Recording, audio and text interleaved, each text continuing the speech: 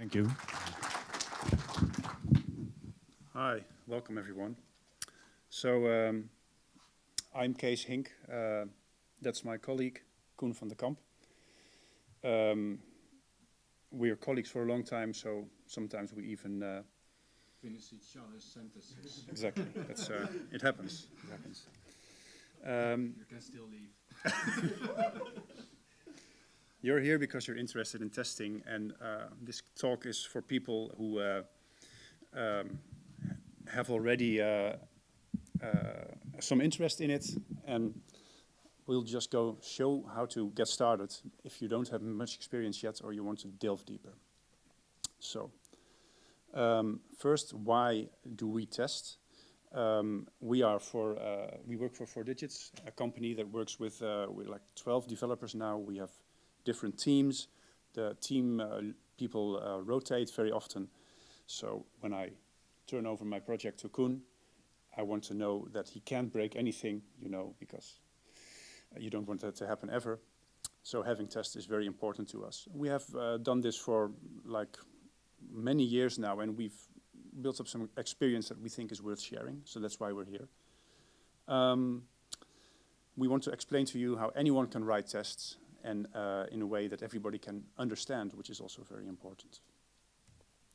So, why you're here probably is because there's a lot of documentation about Django, there's a lot of books about Django, but testing is not the favorite child. It's hard to get started. Once you get started, often you run into questions and then you find yourself in some kind of Stack Overflow post where somebody tells you that you have to patch under init.py in order for your test to work. And before you know it, you've gone off in some very educative experience, which is not what you want to achieve at that moment. So let me say first, let me ask you to please turn off your phones. It's very annoying for other people to have phones going off. I also want to tell you that we will be sharing the slides at the end of the talk, so there's no need to make notes. You can just download our entire presentation. And I will just tell you one thing more. This talk is going to be opinionated. We have our own way of doing things. We're very happy with it. You might not agree. If you don't agree, please speak up, because it's very instructive to us and to everyone listening. That said, the Python unit test. Yes. Let's start with the basics. And the basics are the Python unit test that comes with the Python programming language itself. Unit tests framework is part of this Python standard library. And this is not Django specific yet. And unit test is the name of the framework, and that's kind of confusing because you can write other tests with it. You don't have to write unit tests with unit tests. So the category name and the name of the framework are two separate things. The important thing is that it's the basis for a lot of other testing frameworks, so it's like the industry standard. So first, let's look at an example. Simple function. We add two values and A and B, and we return the sum. And we can write a test for this. And the test takes 4 and 2, and then we expect 6 back. And what we see here also is that the test is grouped in a class, and you can have multiple methods to test some function and have some structure from it.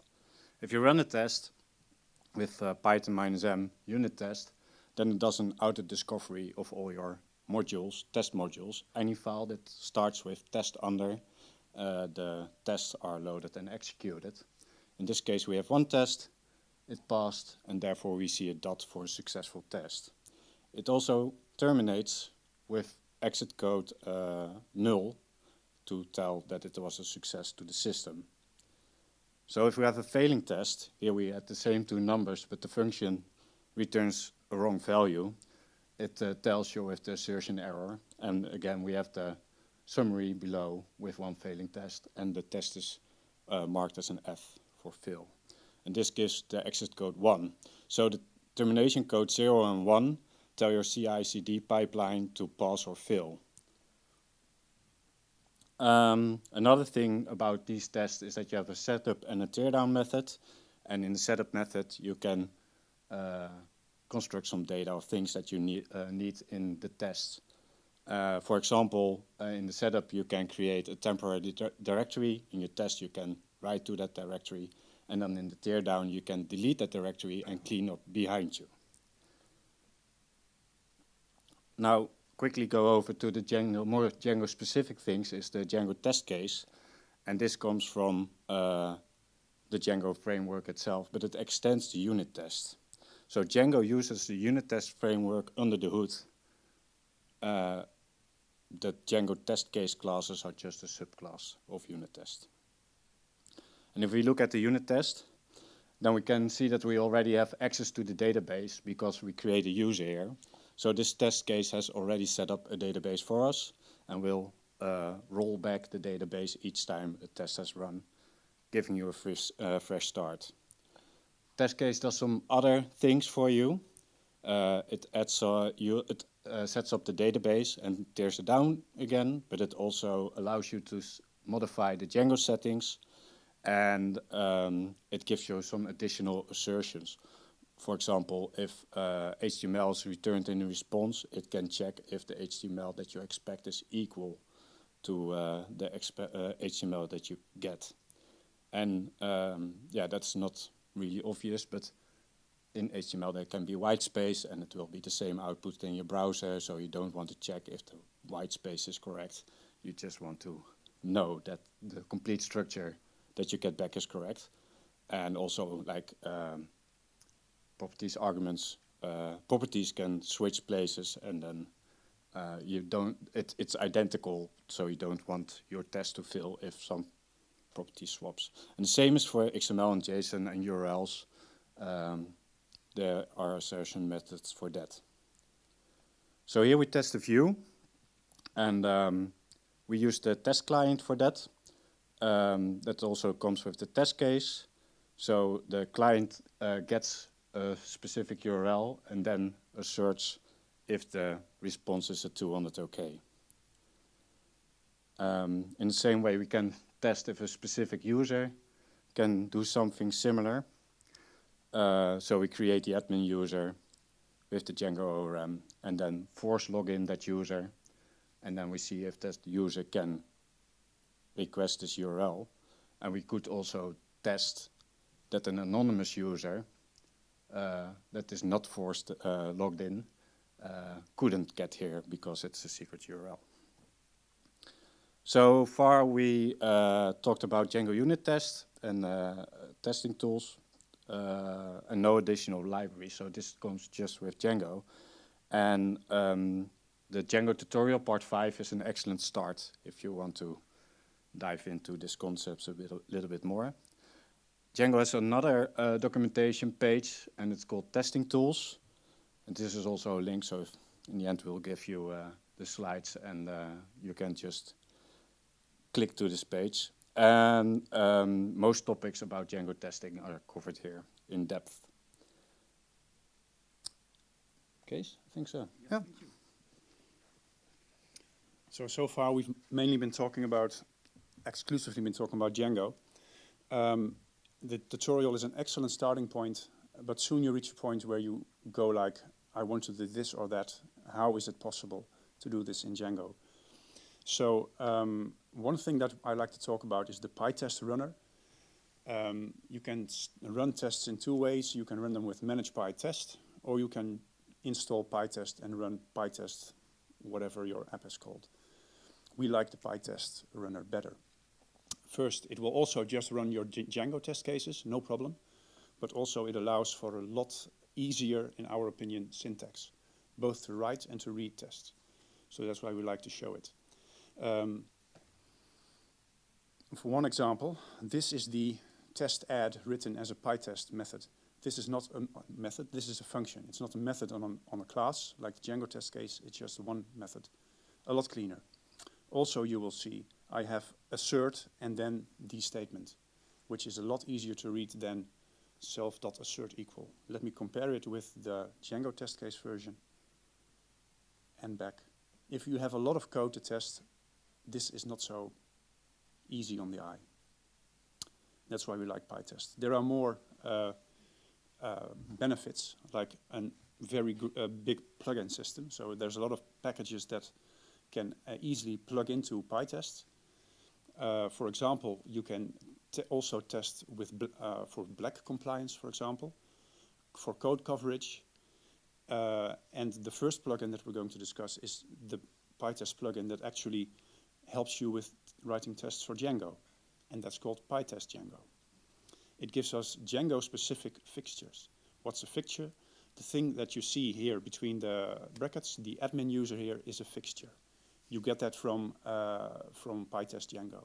So whenever you need to test something as the admin user, for now this is a very simple test, but you can just use admin user fixture, and that's how it works. So you can also write your own PyTest fixtures. For example, user with orders here is something that we've defined ourselves in another file called conftest.py. Anywhere in my code base, I can just use user with orders, and I get a user with like 10 orders or something, so I can check things with that user. Let me see.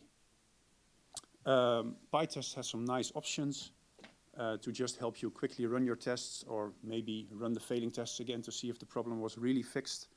There's a lot more here. I'm just illustrating here how cool PyTest actually is. There are some more that we'll explain later. So, still me.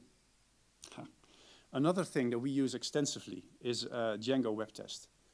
Django web test is actually a Django integration for web test, which is another Python package, which in itself is not dependent on Django, but Django web test is just a wrapper around it. And it gives you another test client, and it gives you a test client called Django app, which is far more powerful than the Django test client. For example, you see I have the Django app fixture here, and that's the test client that I will test stuff with. We test here that if I have a form where I submit my name, that an object called name will be created. If you look at the Django documentation, doing a post to a form is a bit cumbersome, because you actually create the post data yourself in your test.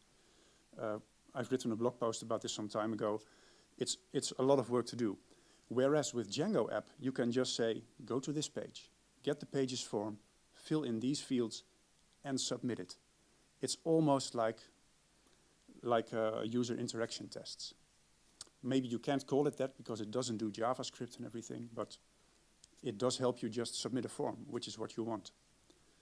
So we're very happy with that. It's also easier to check the response. You can just say, you have 10 orders in the response, and that will actually check the HTML far better than the Django test clients would. There's no .content, .decode, open close at the end. So it's easier syntax. And that makes for better tests. It's your turn. Yes. So another tool that we use is Factory Boy. Whenever you write a test, it's setting up the content, the data can be cumbersome. So especially if you have a lot of objects that depend on each other, or you want many objects, and you could use the Django ORM and some for loops or whatever to just go through and create them all. And you could also use Django fixtures, which are JSON files that your test can load, but then you have to create that fixture first and write JSON, and nobody likes to write JSON. So we love Python code, and we use Factory Boy to define content creation with factories. So this is user factory, and if you would call user factory, you would get a database object in return with this name. So you could call it, and then you get the object. You could also just override some properties, and you could also create batches and get many objects. Factory Boy also has this register function, and then you can register your factory as a fixture, and that makes it available in your test. Much like Kees showed, that you have the Django app to work with that. Here we get the user and the user factory. So the user, again, is a database object, an instance, and the user factory is just the factory that you can use to create more of them. Although this seems clean syntax, it's also a bit magic, because PyTest does all this for you, and your IDE has no idea, if you click on this, where to go. So at 4Digits, we prefer a little bit more verbose syntax and just import the factory and just call it. This way, your IDE will know what user factory is and will assist you with everything you do. Another thing to get more insight about the fixtures is just the pytest -- fixtures, because it will list all fixtures that are registered. And that may come in handy to know where you have to be to adopt and change specific fixtures. Next topic is mocking. Whenever you interact, let me start over. Let's say you have a form in your project, and on submit it should send an email. And here we set up a fake mock to patch that send email method. So mocker patch means that the method is replaced and will do nothing. And the mocker fixture comes with PyTest mock plugin. And here we can test that that it is called once, and also which arguments. Don't display this here, but you can also check if what arguments are used to call this function. So this is just one example of mocking. You use mocking for all kinds of things. Like testing an external API. You don't want to call that API directly and create content there, or have to set up some API service to run your test. You just mock the response, and then you assert if you get this back. This allows to test your application in isolation. And an important thing to note here is that you want to minimize the contact points in your code. Like you want the functions and the things that connect with external services to be small as possible, so that you mock as little as possible, which also means that you test as much of your application as possible.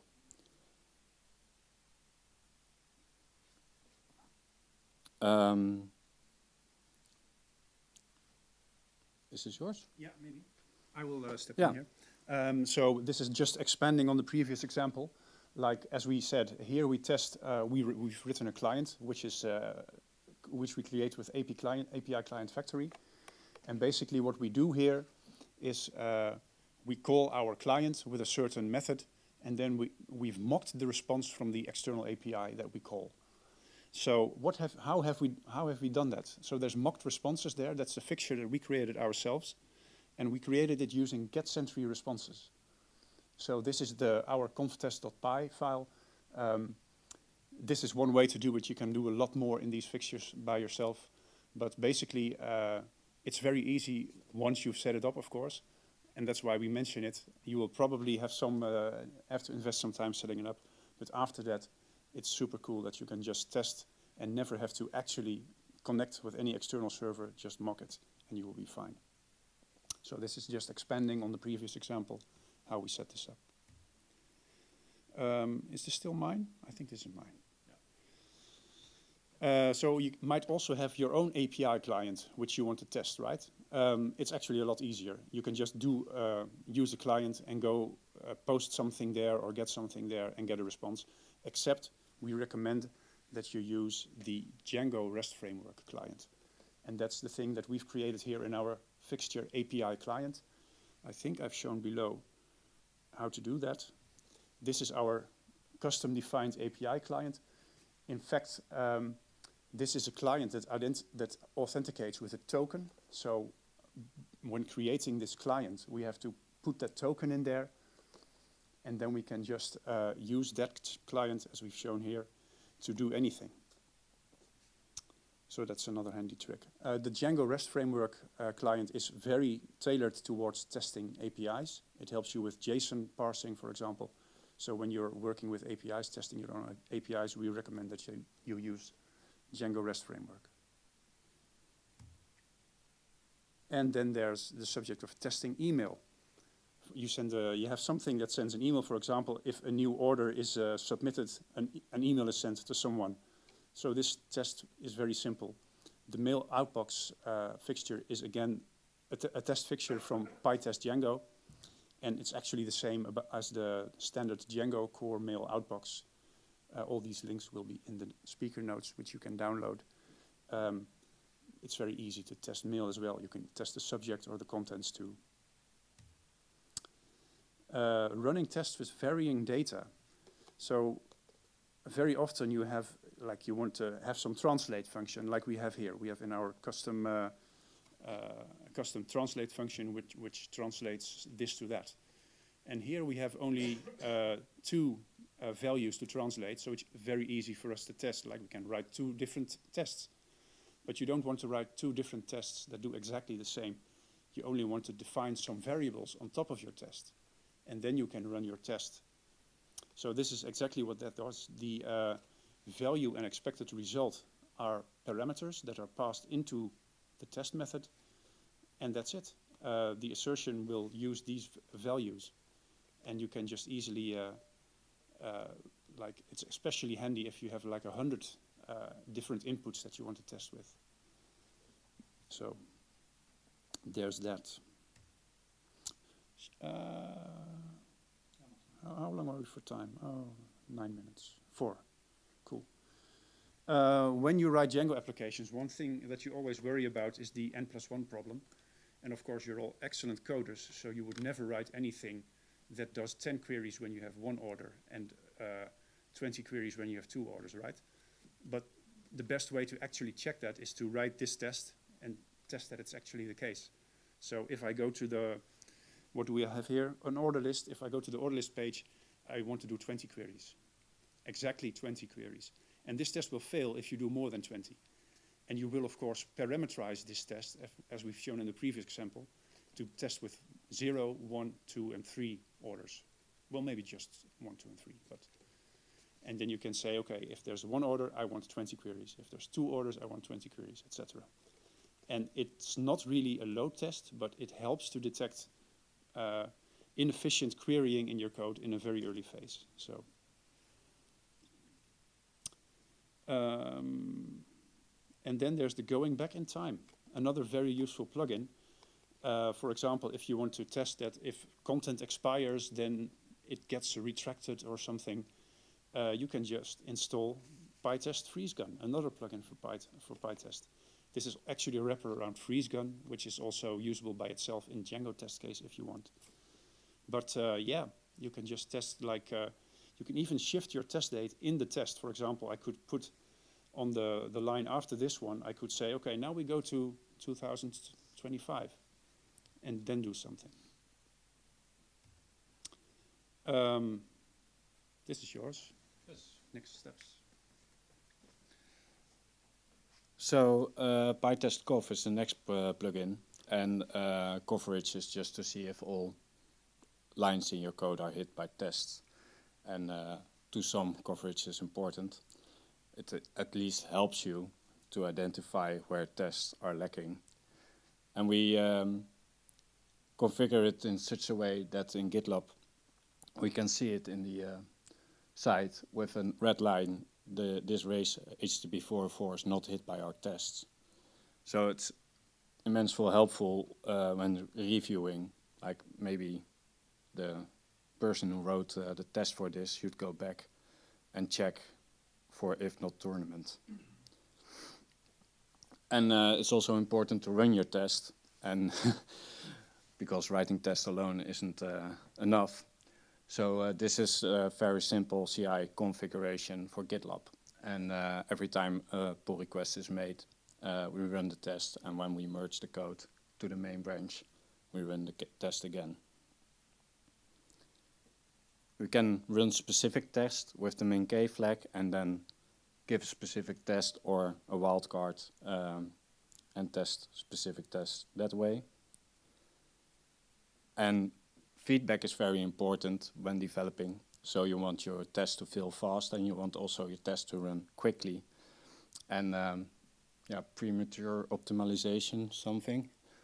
But well, when your tests are too slow, you know, and then you want to probably run it in parallel. So look at PyTest XDis to start parallel testing.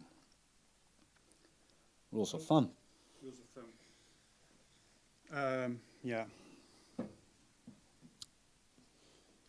I think I have 1 minute, right? Yeah. Okay. Very quick. Write readable tests. If you've seen the previous talk by Dirk Nederveen, tests should tell a story, and you should explain to everyone what you're doing. I'll skip the rest that I was planning to say, because Dirk already said it. One thing that helps is if you add a specific assertion message. This is the default assertion message. It's not really helpful. It just tells you if it fails, the thing below that you see. It just tells you 3 isn't 4. Yeah, I knew that. If you add a custom assertion message, it will also tell you, probably Hink is also seeing archived orders, which is more helpful. Use comments as you would in code. It helps with reading a test. Use docstrings as you would in code, but sparingly. Don't repeat the test method. Only explain if there's something to explain. Keep it simple. If you have to dig really deep into Django itself or your own code, probably you're not testing the clever way. Is it okay to adapt code to test it? Yes, it is. It is usually a very good idea to factor your code into functions instead of object methods. It also makes it easier to use MyPy. But other than that, probably don't adapt too much. And testing code internals, it's the same story. I will wrap it up. Yep. So the slides are available at GitHub in the namespace for digits/Pygrunn. The slides contain all links that of the software we mentioned, and we mentioned PyTest, Django web test, how to use clients, how to use Factory Boy. And I hope we have given you a good starting point on testing in Django, your Django application. This is Kees, I'm Coen, and thank you. I think we have a few more minutes.